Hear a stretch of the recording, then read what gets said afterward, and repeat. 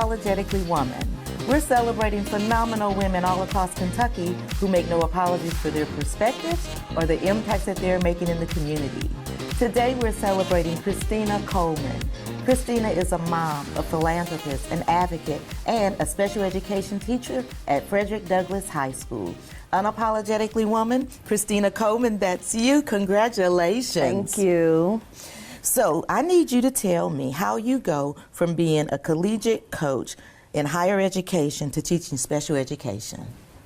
Well, I started out teaching special education prior to becoming a collegiate coach. So around 2007 is when I graduated from Kentucky State University, and I received my master's in special education. And then I went on into working in Scott County schools in Georgetown, Kentucky. Then I moved to Fayette County. So in between the time, I took a brief break and started coaching and teaching at the collegiate level. So what fueled your passion for special education? Well, I just really truly believe God put that on my heart, and that's really truly my passion and my niche, and that is my gift from God, because every time I try to step away and do something else, it drives me back to dealing with special education, the realm of special education, and it kind of just keeps bringing me back into that field. So what kind of challenges did you face when you were shifting careers? I didn't really face a whole lot of challenges because it kind of is one and the same. Higher education and then secondary education as well. They kind of coincide with each other and work together with each other to kind of foster the same aspects and the same needs across the board. And so we're talking about this collegiate level coaching, but were you a collegiate level player as well? Yes.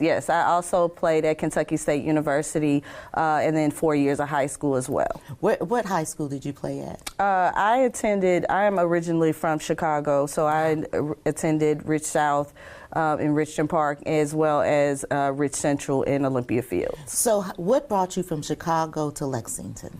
I actually came here to attend Kentucky State University, and then kind of just loved it so much that I stayed around. I don't know if you know, but I also have a mother, so I had 2 children here, and so I just kind of stayed around to keep building my passion and keep going forward and doing things that I love to do. Speaking of mom, how does mom feel when she looks at you and she sees all of the things that you're doing? Well, unfortunately, in 2013, my mom passed away. And so prior to her passing away, she was exceptionally happy. I mean, she was my biggest supporter, my biggest fan. She pushed me to be who I am today. She was a very big advocator inside of Chicago and outside of Chicago. So she kind of is the person that pushed me to be who I am today. If you got a chance to say something that you never said to her, what would it be?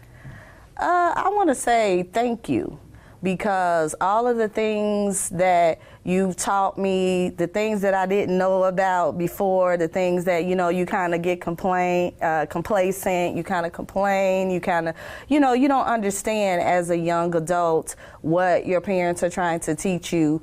But if I could say anything, it would definitely thank you, because everything that she was saying is turning out to be correct. It's always that way. Yes, it's turning out to be correct. She can't tell me what to do. Yes. You don't know what I'm feeling. Yes. Yeah, and now you know. Yes. Because you're a mom. It takes 40 years for you to understand what they were trying to get you to understand. Do you ever find yourself saying some of the same things that she said and you hated when she said it to you?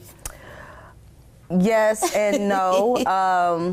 I kind of take a different approach with my children, because I know the backside to how things are and how things work. And so I like to try to do things just a little bit different, just because different kids take on different, you take different approaches with different kids, that you handle them differently. That's right. So I wanted to, but to answer your question, yes, I do find myself sometimes saying the same things that she said, maybe just a different way or a different approach.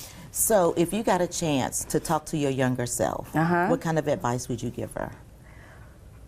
Well, I would tell my younger self to listen and Listen to mama. Listen to your mom, listen to adults, and be very disciplined.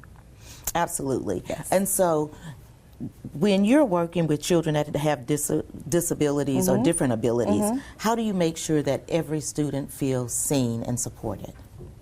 Again, I do a lot of differentiation. I have a big understanding of each child's specific needs.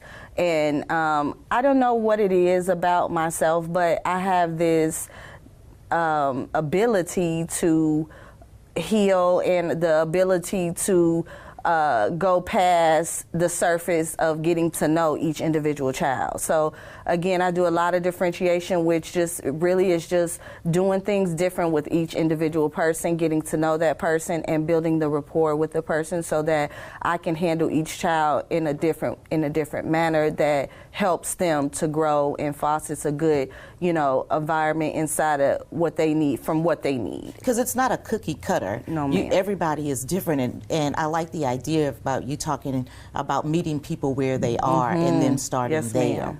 What are some of the misconceptions out there about people with disabilities or children with disabilities that you wish everybody knew? Well, I feel like the biggest thing is people perceive them as being different. But I feel like they are different in some capacity, but I don't feel like you should treat them as they are different. I feel like that you should treat them as they are the same, and again, just foster their individual maybe disability or their individual need in a different light than you would do a normal person that wouldn't be seen with a disability. And so in the school districts, how do you advocate for children that have different abilities? Well, I often remind people of the specific needs of the children with disabilities.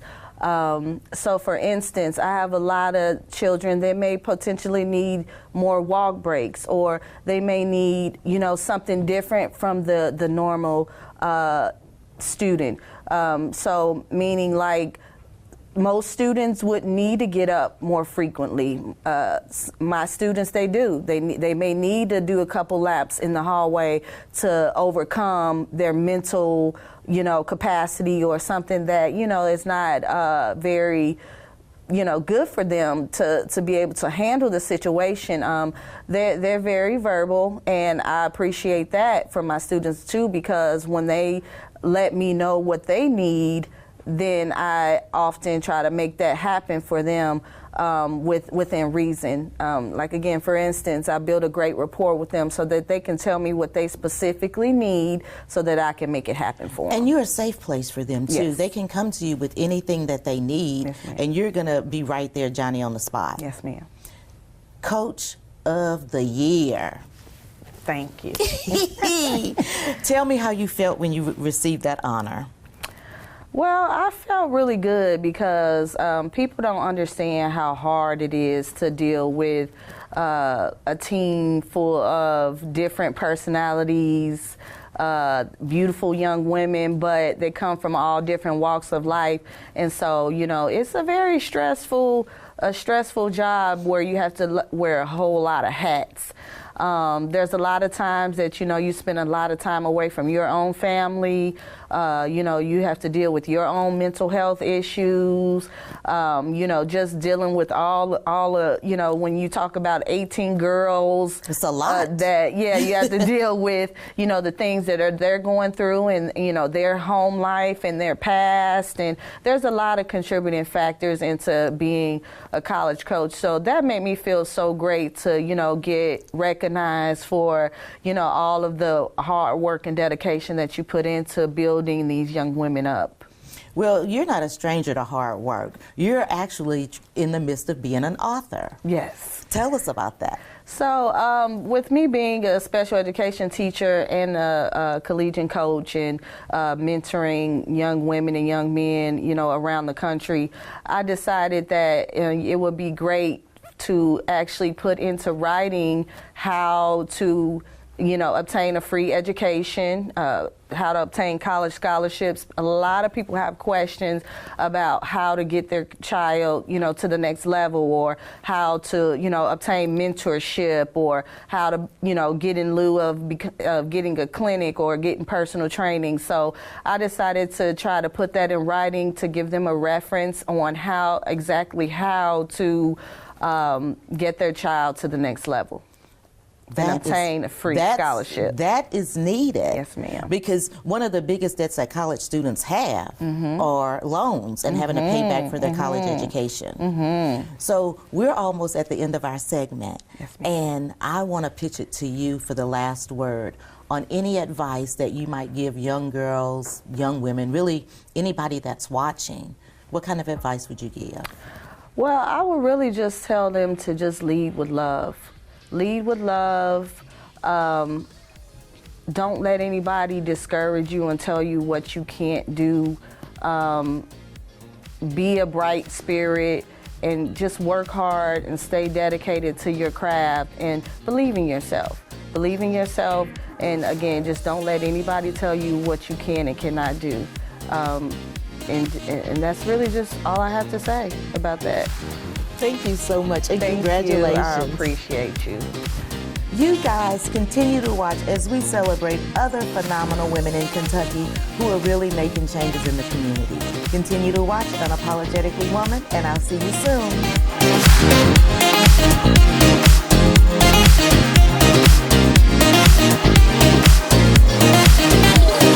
soon.